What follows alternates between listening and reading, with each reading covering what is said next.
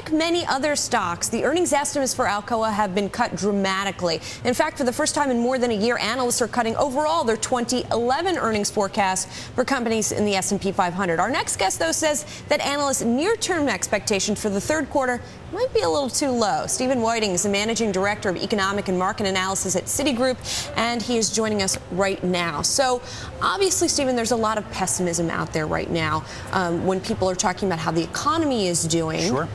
And that is now feeding through into estimates for corporate profits. Is it too pessimistic? Is that the problem, at least in the short term? Well, analysts aren't too pessimistic on 2011. They still expect earnings to grow 14% next year.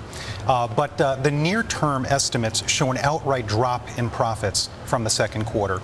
Earnings are slowing. They're slowing significantly, but they're not dropping outright. This has been the stronger part of the macro outlook, corporate profits, and we think that it will show slower gains, not an outright drop. Now, you said this has been sort of the bright spot in the macro outlook. Yes. When you look at the economic data.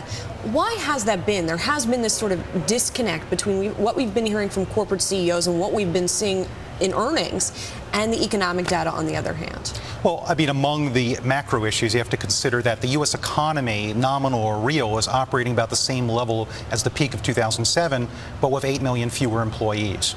And so the cost structure has fallen dramatically at the same level of revenues. Some ups and downs, and lately been up, but that cost structure has dropped dramatically.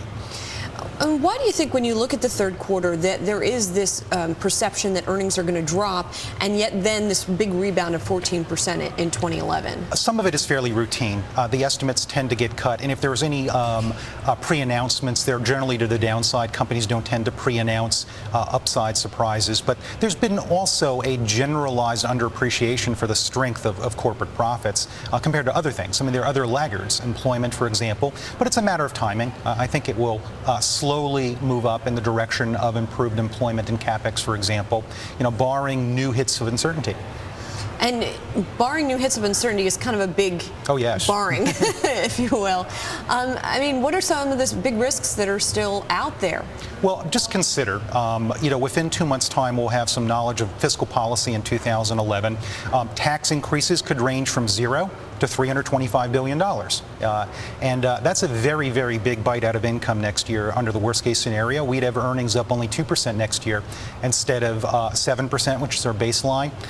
Without tax increases and other favorable things, 10%. And that's not even including the positive feedback effects that can happen. So we're very, very much, possibly at a tipping point here to either higher or lower expectations. Now, I know you're looking at more from an economic angle versus a political angle, but you have to be a little bit of a political scientist, if you will, right now.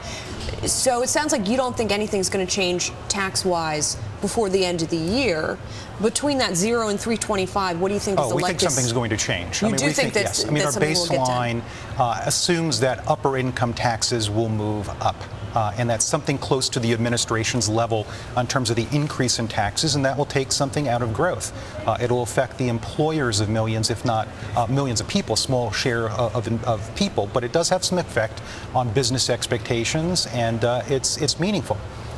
And so if you look at the scenario you were talking about, the 0 to 325, you think it's likelier that it will be on the smaller end of that range. And then what effect is that going to have on earnings? Well, again, that's part of our baseline view, where we have a slowing from 36% earnings gain this year to about 7% next year.